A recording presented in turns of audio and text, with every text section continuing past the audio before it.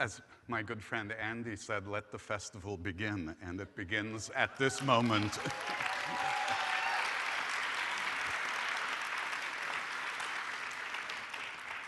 And it's the happiest pleasure to welcome to Ojai somebody who just belongs here, Mark Morris.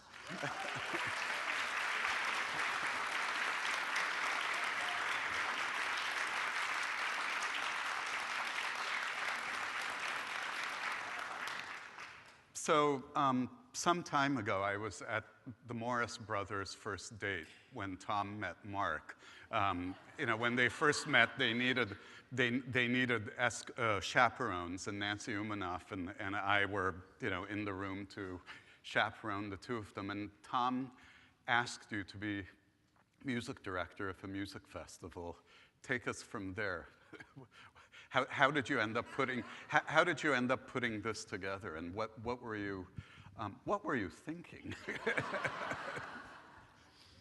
Well, at first I assumed that because so many people see dance, if they see it at all, as sort of a pathetic bottom drawer embarrassment of the arts. What? I'm a dance professional. I know that that's true. It's not how I feel about it, obviously, but and what was this? What's this talk called? Choreographer as Musician. As musician. Okay, but I've done a lot of preview interviews, and people say, "Why a choreographer?"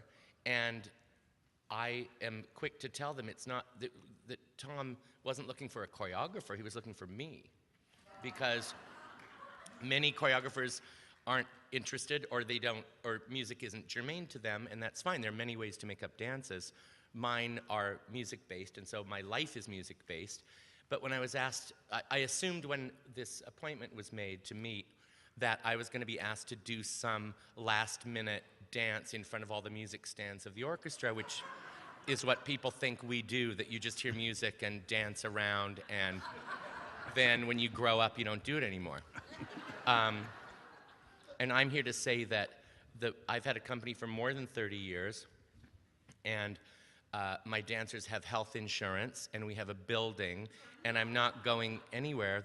I have a dance company that is a vital organization in American culture, and it's not a hobby, and it's not something we're going to grow out of. And so because of my pretty big interest in music, I was very cordially and flatteringly and surprisingly asked to put this thing together. So it's my fault.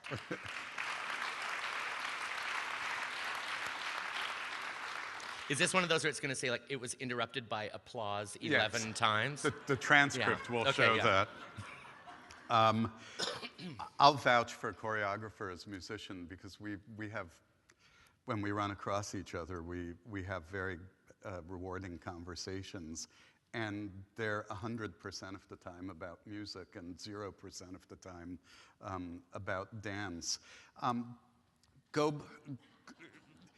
And Mark has given me some of the best advice of music to listen to and recordings to listen to that I've ever received in my entire life. So, great.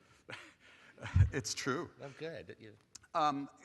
What are your early musical memories? What are the formative musical memories? What music was around when you were growing up, and with what music did you connect initially?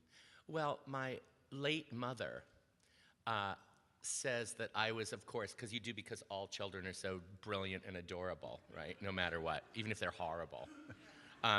Said that my first dancing was bobbing up and down at the dining room table to her singing, "Forgive me, Mammy's little baby loves shortening bread." And I didn't have an African-American mother. So that became embarrassing later on, but I don't doubt its truth.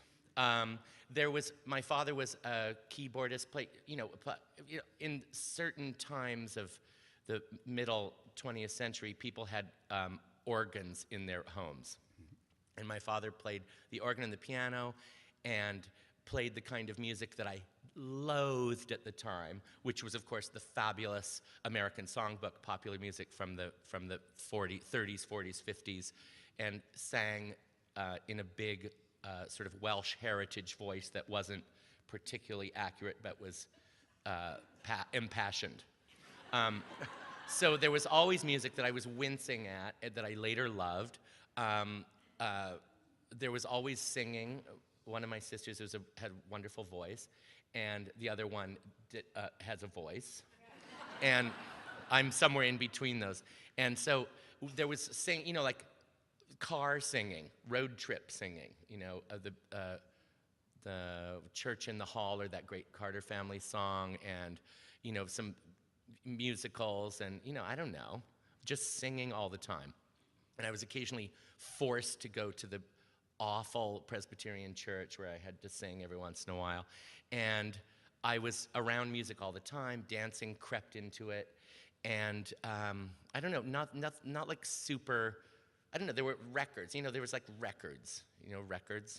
And so there wasn't like I don't know, I heard sort of master works, and also in those days, we would, in grade school, be bussed off to hear, believe it or not, the symphony, or the opera, or to go to the museum. It was incredible looking back on it. It was a fabulous sort of enculturation in Seattle. And I also, before the term multicultural came into vogue, or the other term that I hate, world music, I lived living in Seattle, I had friends who were Japanese American. I would go to the Bon dances at the Buddhist church, and there was a big African American community. When I was in high school, there was a big gang of fabulous, imposing Samoan teenagers, and it was an incredible. And Chinatown was incredible. Oh, sorry, the International District, and there was music all around. And dancing was part of that. I was a big folk dancer when I was a young kid, so I was learning to sing sort of phonetically in Croatian and in Bulgarian, and dancing and singing. And my father, who was of Welsh descent, like I said, we would go and sightsing at the Gymanfagani, the sort of the Eisteddfod, the Songfest, and all the mostly very old people came from British Columbia and around, and you would sit in sections in a Presbyterian church and sight sing in Welsh. So by the time I left, I could say something in Welsh. It had something to do with Jesus or whatever, but I wasn't sure. But that was a great preparation in sight singing. I studied theory in high school and sang in choirs and whatever. That's all I can think of. Well, it's a perfect introduction to what's resulted, actually, this weekend. It's clearly a very Pacific Coast sensibility, and the focus of the festival musically is Henry Cowell, Charles Ives, John Cage, Lou Harrison, and John Luther Adams. Ives, I guess geographically, is the odd man out, but in terms of pioneering American spirit and American voice, he certainly counts. But the other four either had lifelong or formative experiences in the West Coast. Do you think there is such a thing as a West Coast sensibility, both artistically generally and musically specifically? That's hard for me to say. I'm from Seattle. I don't live there. It's not an accident that I don't live in Seattle. My other home is the Bay Area. I work in Berkeley at Cal Performances for many, many years. I have a strong relationship with San Francisco Ballet and Philharmonia Baroque, Nick McGeegan, lots of things. I was good friends with Lou, who lived in Aptos. And I don't know, there's the accusation of something that's called Northwest Noir, which includes a lot of depressing cartoonists, and wonderful, wonderful work. Linda Barry amongst them, Matt Grunning, Charles Burns, these very interesting people who work in graphic fiction. The fabulous painters, Morris Graves and Mark Tobey and Tsutakawa, the great sculptor. There's there's always been the corny thing of looking to the east instead of to the west, and it's like it's weird, detesting the East Coast sort of European tradition and looking at the Pacific. Like you can't actually see Russia from there, but you can imagine Japan, So it was a big part of just living there, and in reading and knowing, Lou and John Cage and other people who were going to see Peking Opera in Chinatown in San Francisco. And it wasn't an adventure, it was just what was there. So that's a part of it. And, another part of it turns a little bit smug for me. And I don't, it's not like we live here and you don't, and don't think about it. It's like, it's so fabulous, there are enough of us. It's a little bit like that. So I felt when I went to New Zealand, it's like, welcome to New Zealand, when's your flight home? A little bit. So, it's wonderfully interesting, and I travel all over the world all the time for 40 years, so it's not like I'm particularly sort of regionally patriotic, but I feel Western. And I have sort of, in the East, people think I have a Western accent, and in the West, people just think I'm crazy. So, I don't know, I hate to say that there's an aesthetic, but maybe it is that it's kind of gorgeous, and there's like mountains and things like that. And, a mountain in the East is like, what? I mean, they're a lot older, so they've worn down, but.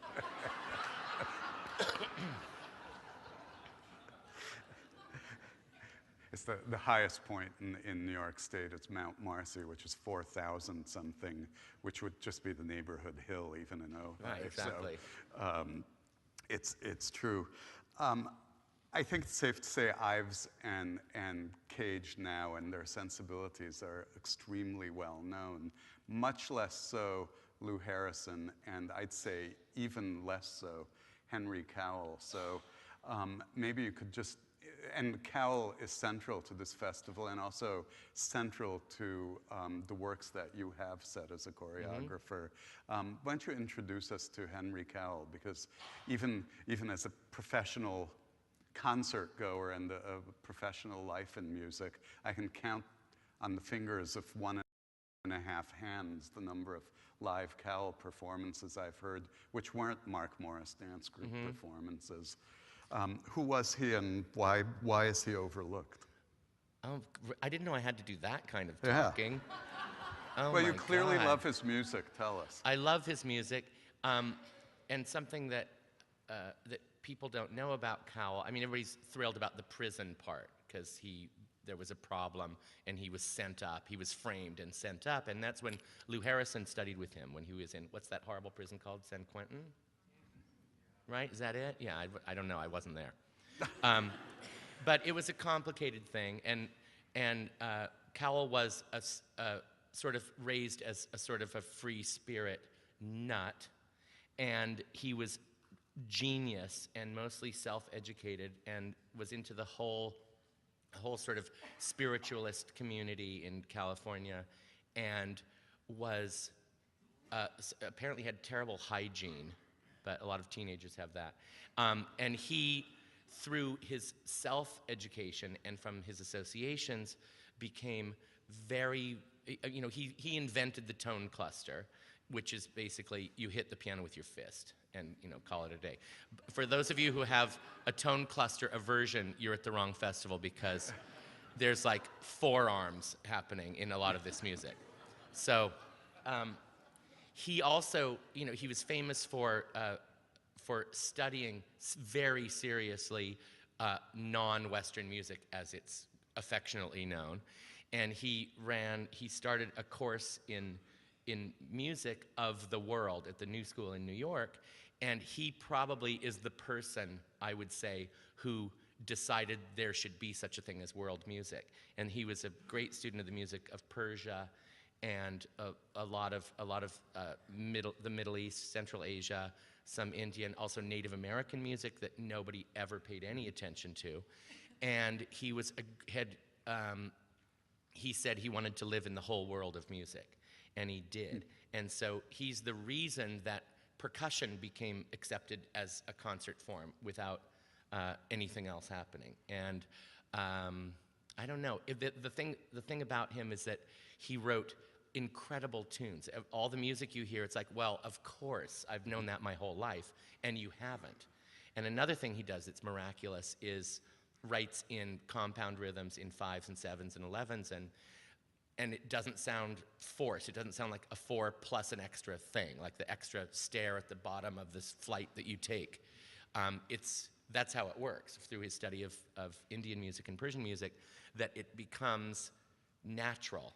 And I don't know, he wrote great music, many pieces of music. He wrote, I would say, shitloads of music. And he wrote a lot of songs. A lot of the music that we're performing here of Cowell's was very hard to track down. The Library of Congress and the Cowell archives and things that have never really been performed very much. The first piece I choreographed that we're actually not doing here is a little piece for harpsichord and violin that I choreographed long ago, a prelude that I did twice in a row and reversed the choreographic system. So the dance was called Prelude and Prelude.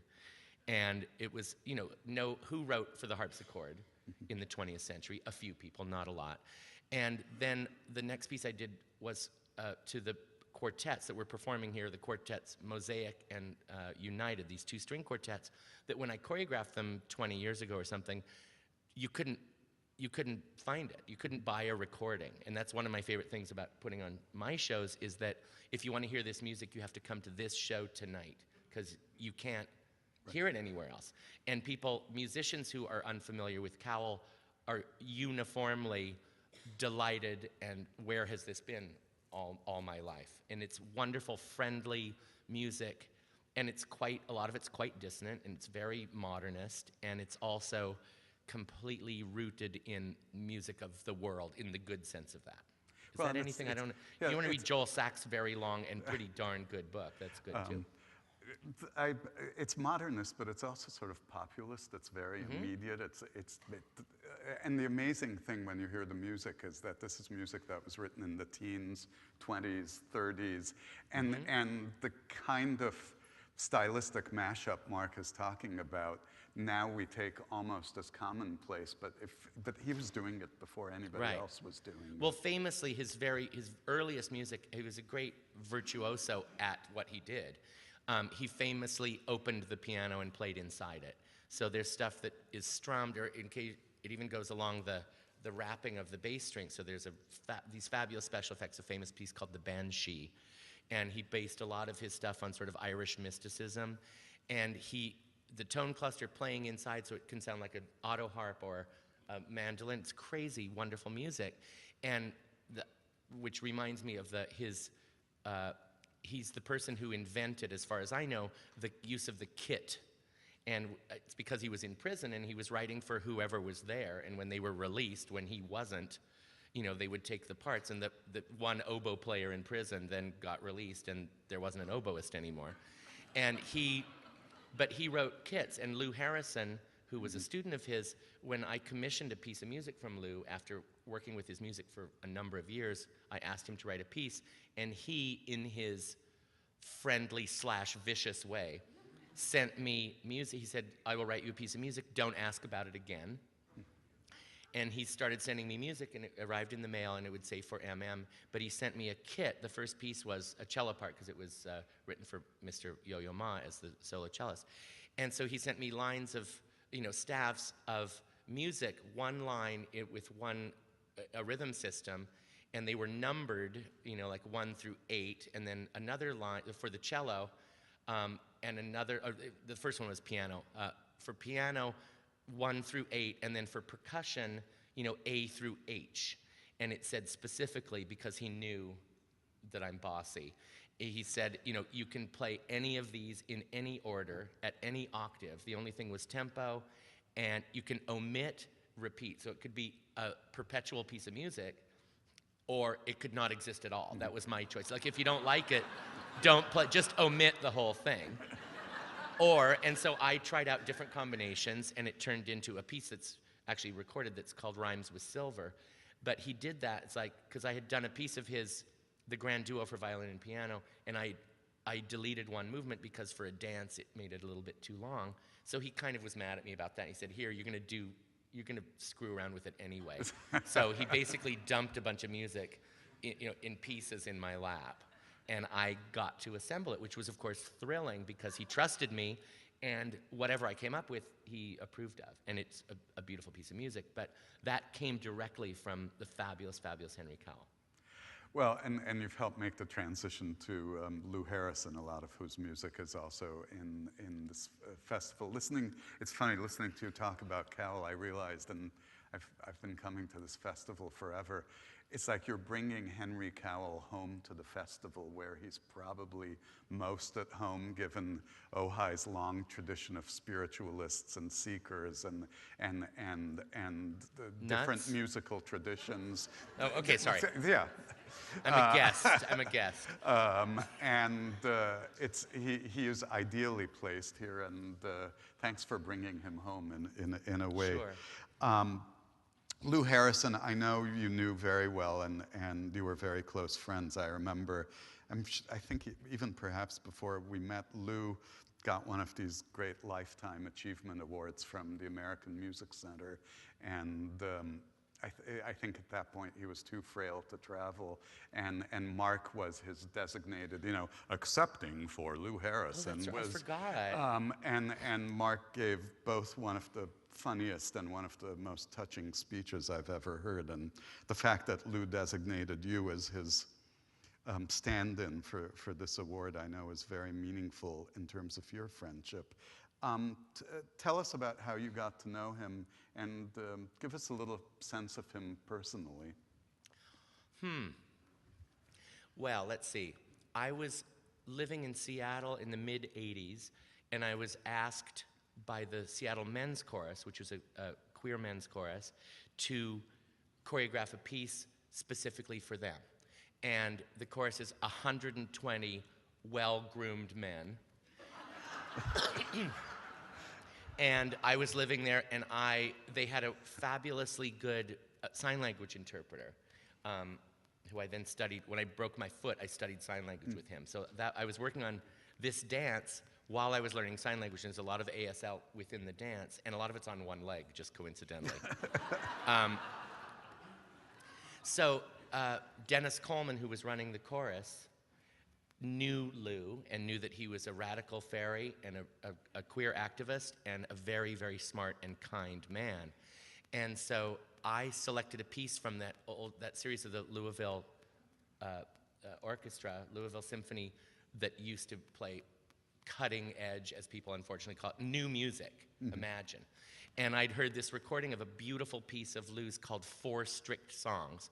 And it was written, he wrote the text and the music, and it was written for 8 baritone vocalists and a specifically tuned orchestra, a lot of percussion and harp and piano, but a particular tuning, and it was based on Hopi verse tradition. So he wrote, it's like so many complicated things already. The orchestra imitated gamelan in some of it. There were tuned water bowls of water struck, and 8 singers, and it's a beautiful piece of music in 4 movements. I loved it. And so the men's chorus, the guy who ran the men's chorus, asked Lou if he would consider an arrangement for 120 men singing instead of 8. And Lou was like, I can't wait, I'll be right there, basically. And so he came to Seattle for almost all of the rehearsals. He and his partner, his music partner and lover, Bill Kolvig, with whom he built their American gamelan instruments. And let's see. Oh, so he agreed to that arrangement. So he came to Seattle. That's when I met him, and he brought the exact mixing bowls from his house and filled them with water and tuned them and then covered them with saran wrap so they would stay on pitch. And I remember a dinner where it was Lou, who wasn't real young at the time, and his boyfriend, who was a little bit older, and I remember Bill just falling asleep, just like this. And he agreed to that arrangement. He came to the rehearsals. He watched my rehearsals. We became fast friends, rapidly. And I made up this dance where the chorus was in the back behind it, and the orchestra at Meany Hall in Seattle, a nice theater. Chorus, giant chorus and orchestra, a scrim, my dance company, and then in the down right corner, this sign language interpreter. And Bill was actually starting to lose his hearing, and Lou, of course, became fluent instantly in American Sign Language, and Bill just would say, "What?" he had no interest, and Lou made all these deaf, hearing impaired friends, and Bill was just like, "I don't know what's going on," and which was fabulous, right? So we did this dance, and then we became friends. I choreographed several pieces of his. This one piece we're doing here called Grand Duo, to the Grand Duo. And I said, I'd heard this music, the last movement of which is, what's it called? Polka. And the only recording, it's a little bit too slow to be a polka. And I said, you know, Lou, I've decided I'm going to make up this dance, which is like 4 minutes long. And I choreographed it as soon as I heard it, and we did it as the finale on all of our concerts for a while. And then I went back and retro choreographed the stuff before it. And I said, I want to do this piece. He said, oh, that little rumba.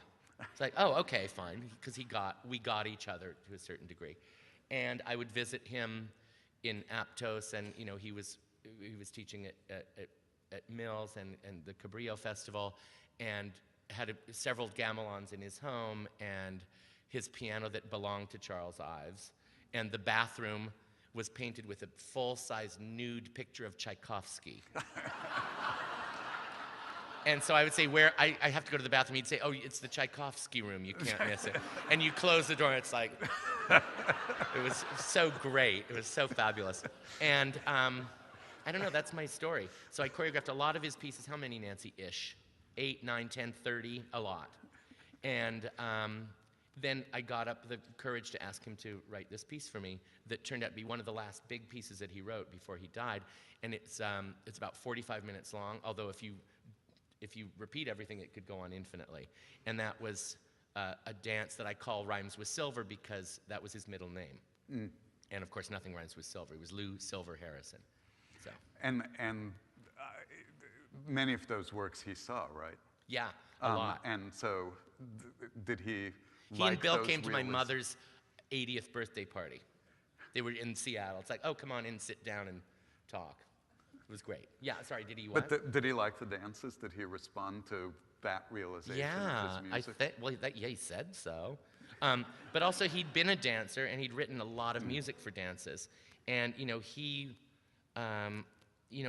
met and was great friends with John Cage and with Merce Cunningham, and, many choreographers, and he wrote a lot of dance music, and I don't know, that's it.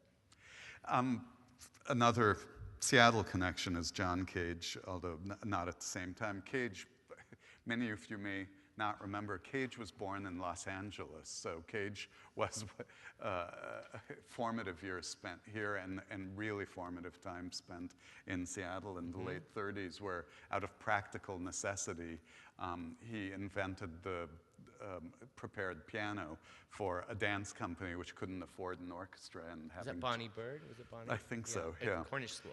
So you are one of, as you've said, you start choreographing from the music out, and you, in a way, choreograph with your ear.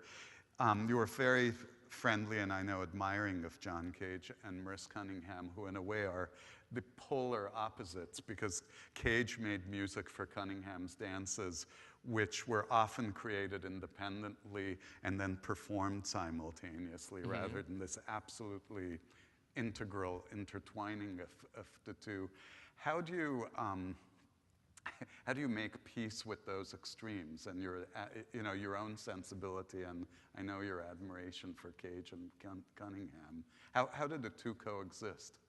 What? Well, somebody who makes dances deeply responsive to the music from the music out. You and Merce and Merce and John, who made dances and music independent of each other. Well, I maintained that Merce, who was a good friend of mine, Merce was the most musical choreographer ever. That's what I think, even though it was all with a stopwatch. It's like, no, you have to, that's 7 seconds too long, you're fired, basically. But structurally, even the stuff that was chancy, which it was always manipulated. There's very little that was pure or pure aleatoric or pure randomness at all.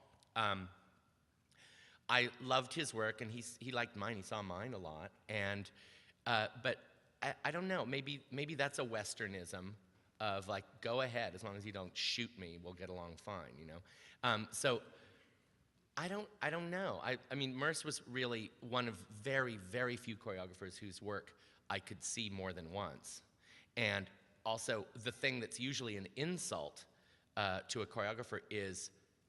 I always felt like Merce's work was one piece that went on for about 50 years, and like a peep show, if anyone has ever heard of anything like that.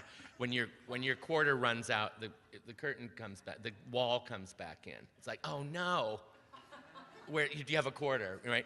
And with Merce, the curtain goes out, and there's a dance going on, and there's music or not, and then they dance for a while, and then the curtain comes in. It's like. And then it happens again, and it's completely different and exactly the same. It's one sort of oceanic piece that went on for many, many years and never resolved. That's the thing. It never completed. That was the thrill to me, the unexpectedness, and also I could say to my company, okay, do a Cunningham dance right now, and they as mimics would do a fabulous one. But you know, that's what dancers do. But our companies were friends, we were friends, and I don't know what I'm talking about. I think you actually answered. Oh, okay, all about right, good. the two very different musical. But you know, aesthetics. there are a lot of choreographers who are just non-musical because they're not interested, or they don't have an ear, and that's fine. You can do whatever the hell you want to make up a dance. And so, you know, a lot of people never liked Merce's work. And, you know, the amazing thing, after he died, their farewell tour, there were people just running out of the theater all the time. It's like, well, it's still working. You know, hooray for you. And then a lot of people also who liked the dancing couldn't bear Cage and his colleagues, their musical enforcement. It's like, well, that's what they want us to have. You know, I remember a long time ago when, what was that device called? A Walkman. A Walkman. That people started wearing those to the theater so as not to hear David Tudor's music or John Cage's music. And it was like, first of all, insulting, and secondly, what are you listening to that's better than like the loudest sound you've ever heard in your life? And he was incensed by that. And so, you know, it wasn't just anything, it was specifically this to be heard, to be listened to whilst watching this. And the fact that there wasn't an pa-pa and that everybody pretended to be on the beat, like a lot of the choreography in the ballet industry, which is, if you took the music away, you wouldn't see any rhythm of any kind, because there isn't any. You know, it's in very broad strokes, like 3 of this, and then the 4th thing you run back to the corner and fill up the time you lost. You know, and it's like, okay, but, and does it have to be to Minkus all the time? So I don't know. You know, there are a lot of tin-eared choreographers, but it's also fine. You can do whatever the hell you want as long as it works in some way for somebody. Well, I actually wanted to. I want to apologize to the Minkus estate. Ludwig Minkus, Don Quixote, and other. Not the Strauss Don Quixote, Ludwig Minkus's Don Quixote. This is driving me crazy. Is it? Yeah, it's a dog. Oh, God, sorry. The dog. Okay. So anyway, if you're wondering, utterly forgettable 19th century ballet composer. But you are reminding me of something that drives. I get to see a lot of dance, both at Juilliard and elsewhere. It's a treat. It's a pleasure All right, for good. me. We have different jobs. Yeah.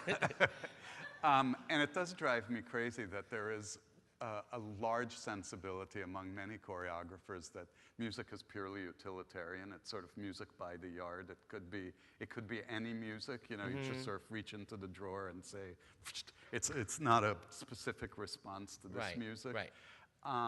And I just wanted to vent that and ask about that. Why do so many choreographers just use, essentially, to my ears, anonymous music that doesn't prompt a particular response? It just fills the oral space while the dance is going on. I don't can't have to answer for them. delicately. Oh, okay. But no, you know what I mean. I think you see because it a all lot the of time. people, boy, I don't know. There's one thing that this is a complicated thing to bring up, but and I've been reading. I just read this wonderful book by Kyle Gann, wonderful writer and composer, on the piece 4:33, 4 minutes and 33 seconds. I mean, it's about the historical context, blah blah blah. And it's fascinating and it's really good, and we're presenting that piece in concert here. What was I saying? Oh, that I'm not, dancers are interested, especially young dancers, are addicted to and encouraged to imagine that dance, concert dance, is a form of self-expression. And I firmly reject that. And so did Mr. Cage, thank God, which I thought, because of the way he wrote his music. It's not about personal expression. It's about expression of the thing that you're expressing. If that's an emotional thing or a narrative thing or whatever, just a tone, it's not about how deeply you personally feel. And there's a dance that's aching to get out. It's like, nobody, please, everybody's a great baritone in the shower. And so that's what dancing is, like this sort of masturbatory weirdness of like, I don't know. And, it's like as soon as I could, making up my own dances, of course I didn't have a company at first, I would make up dance like, this feels great. It's like, wow, I wonder if it looks great, because somebody might have to watch it. And I learned about that sort of mode, and as soon as I could, I stopped making dances up just based on how I move. Dancers love seeing people look like they're enjoying what they're doing physically. That's why there are many choreographers whose work I don't particularly value, that dancers just eat up. It's like, oh, that's so, delicious, and it's so, it's like, nobody really cares. That's why all improvisation looks the same. All dance improvisation it's indistinguishable one from the other. It's like this. Okay, great. It's fine, it feels great. That's why I like social dancing, I like folk dancing, but at least there's a beat. So for me, that choreographers feed into that. It becomes like, oh, I've been in rehearsals where dancers say like, oh, do I hit this when the music goes like, eh? It's like, well, it's too late by then, dear.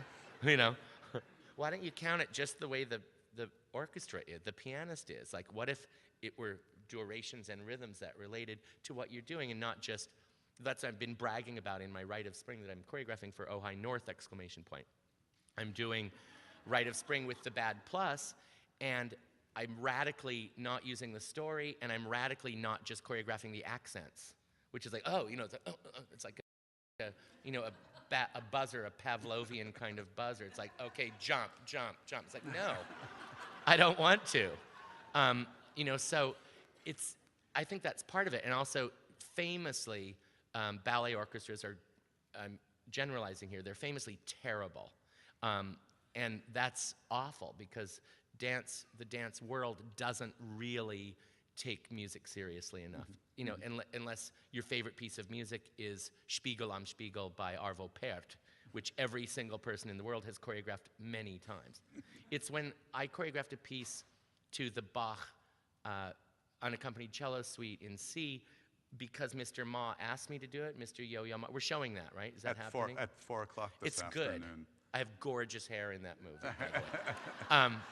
But when he first approached me, I said, I'm doing a film project with the cello suites, which he's been playing since he was born.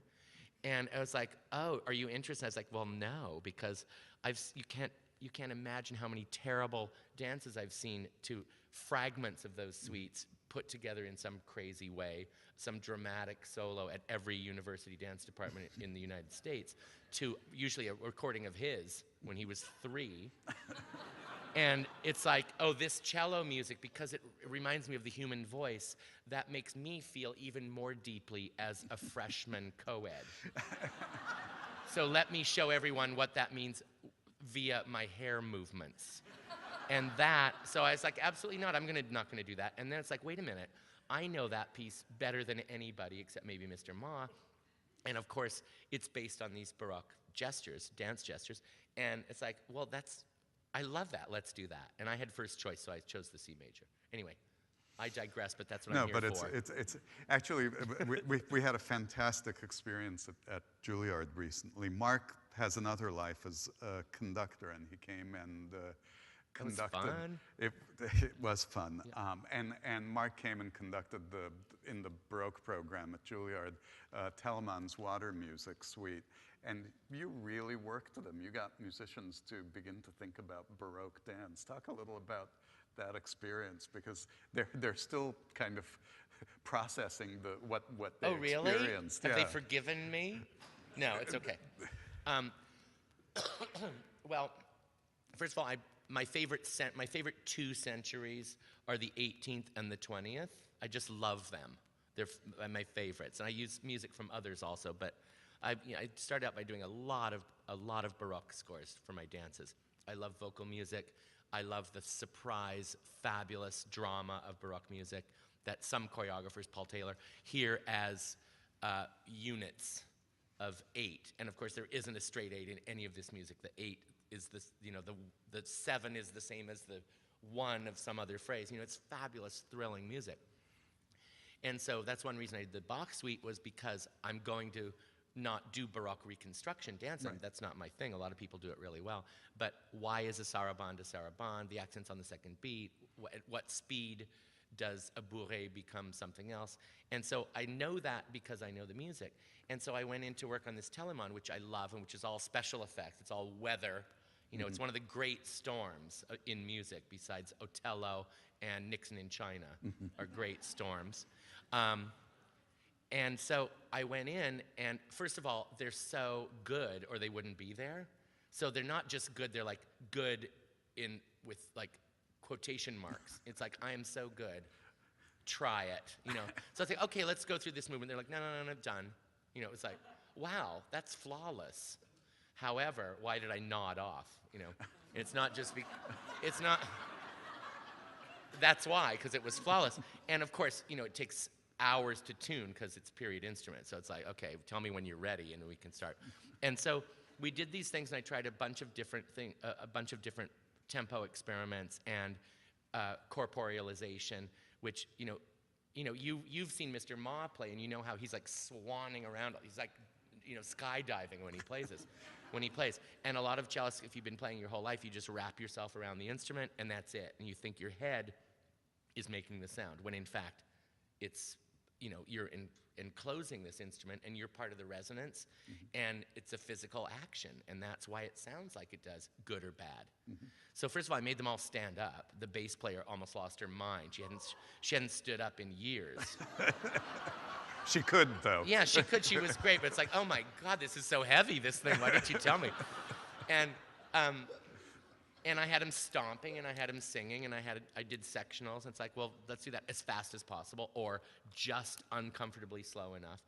But the big lesson was, this is horrible, the big lesson was the upbeat of the leader. Because I worked one rehearsal and conducted and coached, and then I came back and listened, and they don't need a conductor for that music. So I said, okay, go. We worked out this tempo, and then he starts, this is terrible, but it's true. You'll notice it, and it'll drive you crazy, that the upbeat is this.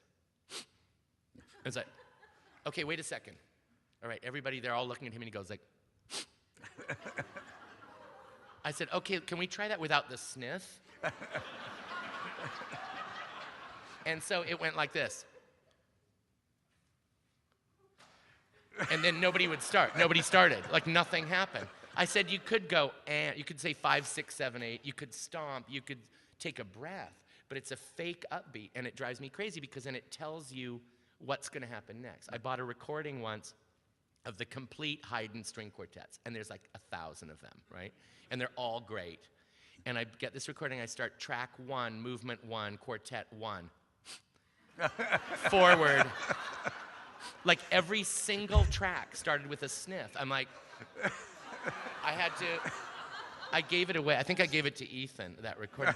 But it was like, I don't want that. I don't want to know when it's coming, if it starts with a rest or a attack. And that, I think, was the biggest lesson, because he couldn't do it. And it became, they had to do it by looking at each other and getting what the tempo was about to be, instead of this, it's a fake upbeat. It's not even in time. So anyway, I thought it was fabulous. It was raucous and thrilling, because I can't think of very many composers who on purpose wrote music to lull you into a coma. You know, John Cage, one of them, Brian Eno, one of them, Eric Satie, famous in the musique d'ameublement. The point is that it has no effect, and it just is background. But that, you can get that anytime you want just by listening. But also, what was quite wonderful, and this gets into a really complicated arena, which we probably... I hope it's not equal temperament, No, because no, I'll have a oh nervous God, breakdown. no. Okay. Is very often the performance of music is treated as a recreative act, and what Mark did with them was force them to make it a creative act. That's great. It was a real eye and ear opener, and because you kept pushing them to extremes and not rely on habits and move and sort of just break habit. Right. It became a much more living thing. Well, it's like, I was talking in New York, the rehearsal for this John Luther Adams piece that's quite a stamina test for the players. And I said, before I'd heard a note of anything, I addressed the band that's going to be playing everywhere here.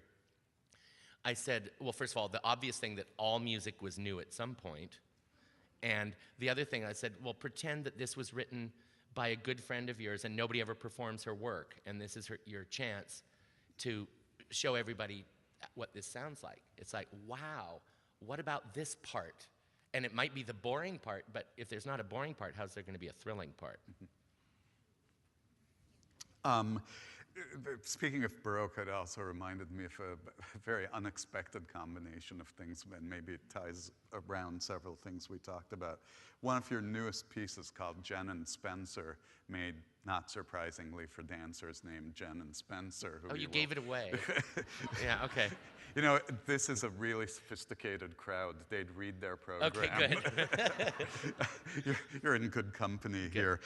Is a piece of Henry Cowell's, which is, is it I'd never heard it. It was new to me. Yeah. Suite for violin and piano, and it's a very, even by Cowell standards, it's sort of an unexpected piece, because it's a neo-Baroque suite.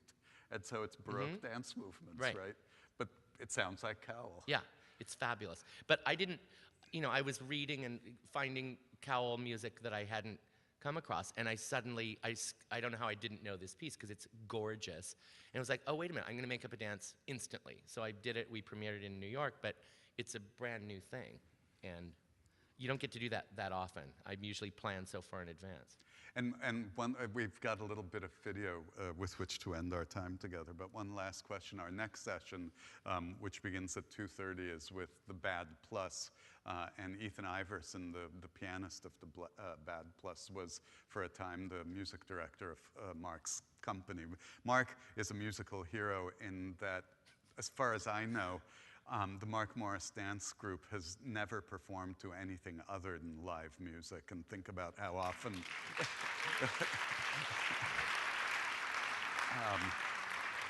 think about how often that happens in the dance world these days. Talk a little about the Bad Plus's version of the Rite of Spring, with which we really opened the festival tonight, and which you're choreographing now for tackling the Stravinsky for the first time.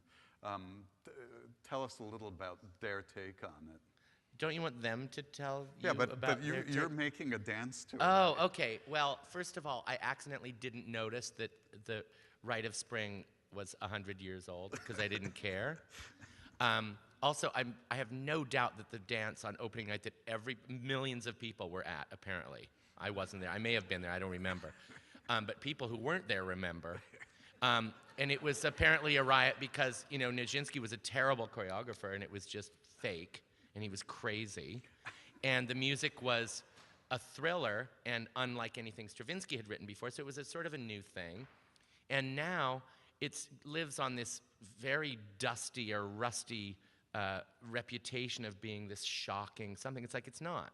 It's big box office for orchestras. Yeah, now. it is. Rite of Spring. And also, the bigger the orchestra, the soggier the rhythm, I'm sorry to tell you. Oh no, how dare he? I can say that because in my experience, it's true. You've had different experiences, especially the orchestra percussionists in the crowd who think you have the best rhythm in the world and you don't. Okay, anyway. So I had no intention of doing a Rite of Spring for any reason until Ethan told me that the band was doing a version, an iteration of this, that it's not, it's not like, I don't know, it's not like a Blue Rondo a la Turk or something like that. It's not a jazz version of this piece. It is, I've been choreographing it from the 2-piano score that Stravinsky did because it's exactly what the piece is, but with super, super precise and swinging rhythm. Because of course, all music, if it doesn't swing, it's of no interest to anybody. And so it's, it's for this trio, piano, percussion, and bass, and it's thrilling, and that's why I decided to do the dance, which, it's not that the rhythms are so thorny, which they are, it's that there are many of them going on at the same time. So it's because it's polyrhythmic, not because it's jaggedly accented, which makes you flex your hands or something. So, but Frank, I have to tell you, I also timed it so that it would be an emergency for me to finish it, but I didn't plan on quite the emergency it turned into, but I allowed myself basically 3 weeks to start and complete the dance, and I'm at the last fermata, right, which is the penultimate bar of the piece, but in their version it goes on for a while. So, because it says lunga, so we're doing it lunga. So anyway, I made 3 teams of dancers because it is hard to memorize, and of course dancers, in case you didn't know, memorize everything. There's no notation.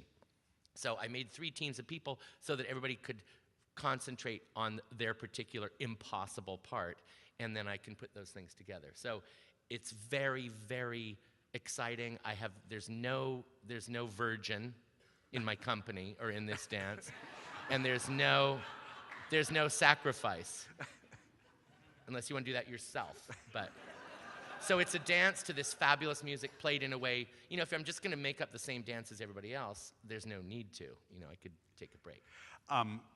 If you're frustrated that we're at the end of our time, there's a chance to hear Mark a good deal more prior to most of the programs. Just buy him a drink. He never shuts up. I can vouch for the fact that works. Yeah, it's true.